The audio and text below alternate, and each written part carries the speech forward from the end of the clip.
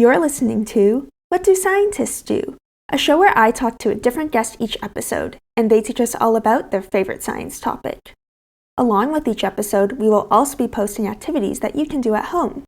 You can find those at bit.ly/whatdoscientistsdo or at scientistsdopod on Twitter and Instagram. My name is Jessica, and today I get to talk to Jarman, who gives us all the buzz about bees and beekeeping. Hey everybody, I'm joined by Jarman today. Jarman, how are you? I am fantastic. How are you? I'm doing well. What is your name, though I already gave it away, and your pronouns? My name is Jarman, and I go by he, him pronouns. Nice to meet you, Jarman. I have actually met Jarman before. Jarman is one of my coworkers here at Supernova. And what are you going to teach us about today? Today, I'm going to talk about beekeeping, or as some call it, apiary. Apiary? So what I would be called is an apiarist, which is a fancy way of saying a beekeeper. Yeah, I never knew that word. That's an entirely new word to me. So why, I guess, do you know so much about bees and beekeeping? Is this something that you've always done, or is it something that's new to you? Beekeeping is new to me. I just started in the summer of 2021, or the spring of 2021, and I know, maybe I don't know as much as others, but I know so much because I got some bees, and I wanted to keep them. That's really cool. So how many bees do you keep, or how many hives? I'm not sure which metric to use, but... So most beekeepers will count hives, but any hive could have up to 30,000 bees in it. So I keep 3 hives so far, and I'm hoping to grow. Wow, so you have potentially up to 90,000 bees just in your yard. Yeah. And what do you have to do in order to keep those bees? Beekeeping is very interesting because they're wild animals that you have to convince to stay with you. So what I do to keep the bees is I provide them a home, and I put them in a good spot with lots of trees and flowers and plants so that they will stay and that it's a good environment for them to live in.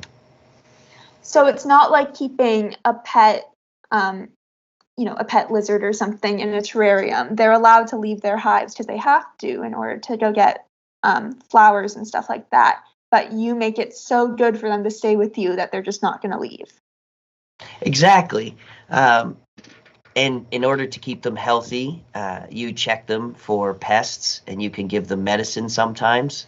And most beekeepers, because you take honey from them, will give them food in return. So we'll feed them sugar, kind of like you'd feed your dog food. That makes sense. So when you feed them sugar, is it like sugar directly, or is it sugar water, or what do you feed them? You feed them, it's sugar, just regular store sugar. But depending on the time of year, changes what you feed them. So in the spring, you feed them more like watered down sugar water so that it encourages them to leave and find nectar, because nectar is much sweeter and it tastes way better than watery sugar. But when you come into you don't feed them at all in the summer because they're out busy. And when you come into the fall season, you feed them really thick, like maple syrup, thick sugar so that they get ready for the winter and store it up. That's really cool. So you change how much sugar you give them depending on whether or not you want them to go out and find other sources. Does that mean that they make you lots of honey because you make them go out and do that? Yeah, so bees will make honey no matter what. It's what they do. And honey is what they eat. So one hive could produce up to 100 pounds of honey. So that is about 150 jars. Oh my goodness, and that's 100 pounds per year? Per year, per hive. That's the high number. Usually you'd be low 60 pounds of honey. That's still a lot of honey. What do you do with all that honey? Right now, because I'm still new, I only got about 7 pounds of honey. And I just eat it on toast and in my tea. And sometimes I take a spoonful. Just a spoonful of honey? Just a little bit.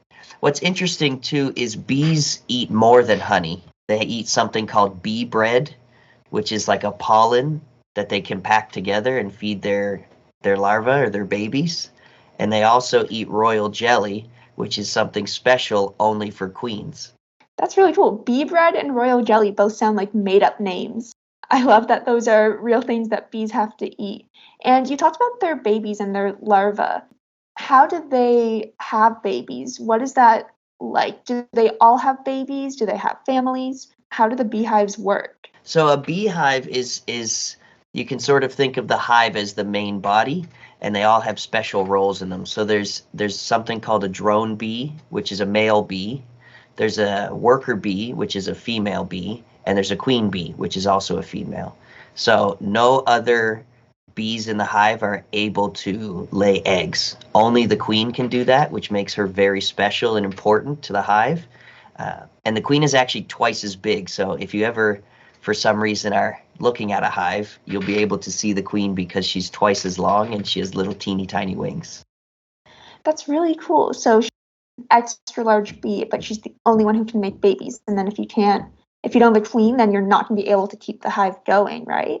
Right. So a really important part of when we go to do what's called a hive inspection, we pull out the frames and we look to check to see if there's a queen and to see if she's healthy. A queen can lay up to 2,500, so that's 2,500 eggs a day. So we check to make sure that she's laying eggs and that there's larvae and honey and bee bread. And you want to make sure that your hive is healthy, because if the queen is gone, slowly the hive will die, and that's not what we want. And you, as a beekeeper, because you're keeping the bees, they're not out in nature. Are there things that you can do if something happens to the queen? So there's a couple things that you can do. You can actually buy queens, so you can replace them, but you have to be careful because bees, they have a very sensitive, it's called olfactory gland. So it's their nose. They are actually 50 times better at smelling than a dog. So they're very sensitive, and they use these pheromones or these scents to communicate. So each queen has their own scent, and if you introduce a queen to a hive, they won't like it. They'll think that it's an enemy. So you have to do it very slowly. And the way that we do that is we put them in a cage, and there's a candy plug, like a jujube, and the bees will eat through the candy plug, but by the time they eat through it, they'll be used to that queen and they'll accept her as the new leader. That's super cool. So you just kind of have to put this new thing in their hive that they're not going to like, but make it so that it takes so long for them to get to the queen that they don't care anymore because they're just used to her being around. Exactly. Another way is they'll make new queens. So sometimes if you see that a queen is gone, you can actually see what's called a queen cup, and it's a really big egg looking shape. So they make a special ball of wax that holds a bigger bee, which is the queen, and they'll hatch a new queen. That's really cool. So there are a few different ways that you could replace a queen and make sure that the hive doesn't die. And Yeah, sometimes they'll do it on their own, but sometimes you have to do it yourself. exactly. Queens are actually the only bee in a hive that can live more than 8 weeks. Most bees will die between 6 and 8 weeks, but a queen can be up to 3 years. So she's the one that Wow. keeps the hive going year after year. Oh, I didn't know they lived that long in comparison to the other bees. That's such a long life to watch all the other bees come and go. Do you have one thing that you think everybody should know about bees and beekeeping? Yeah, so something that we usually don't know is that in Canada, there are 800 different kinds of bees. We usually like to think of bumblebees, which are the big fat ones that you can hear buzzing around, or honeybees that make delicious honey, but there's 800 different kinds of wild bees. And it's really important that we know this because uh, wild bees are endangered, and they all pollinate different types of plants and food. And so something that's really helpful to bees is just to leave wildflowers. Let your lawn get a little bit messy so that the bees can come in, especially in the spring. These wild bees are looking for food. So beekeepers like myself will keep honeybees alive with sugar when they can't find any flowers, but the wild bees are usually struggling. So you can help the bees by not doing things like mowing the lawn as often. So honestly, that seems like a win-win situation to me. If you get to do fewer chores and help save the bees and save some of the food that we eat, right? Because without the bees, we wouldn't have different types of food. Roughly a third of all the food that you eat on your table comes from bees. Not directly, Wow. but because of their pollination. Almost all fruits come from bees.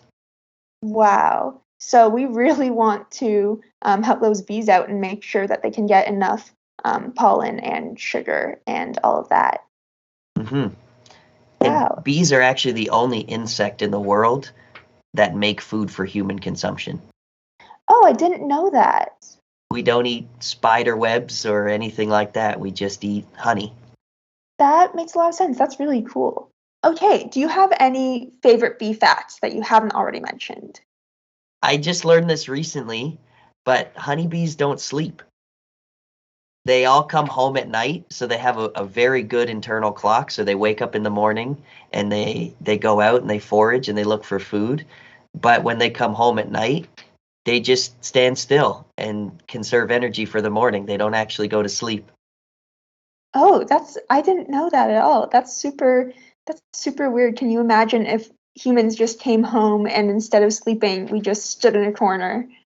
Yeah. Um, that would be absolutely wild. If you're careful, you can go up to a hive and put your ear on it, and you can hear them buzzing around at any time of the day or night. Oh, that makes a lot of sense. Because I guess they don't really go like motionless.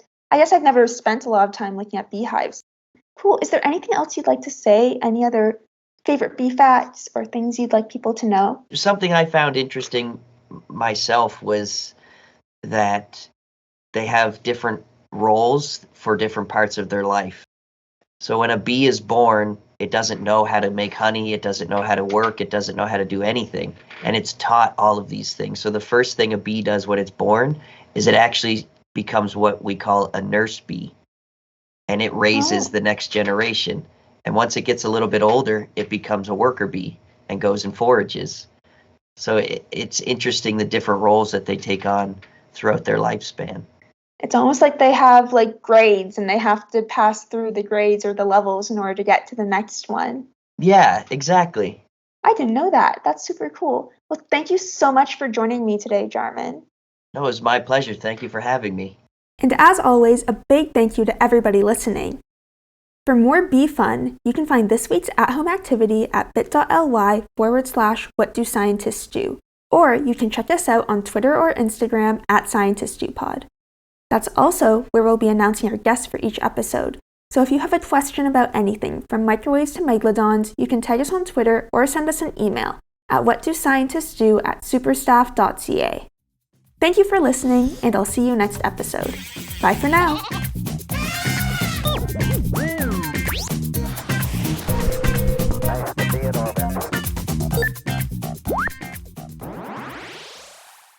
This podcast was made by Supernova at Dalhousie University, a network member of Actua. For more information on our summer camps, workshops, and more, check out supernova.dal.ca.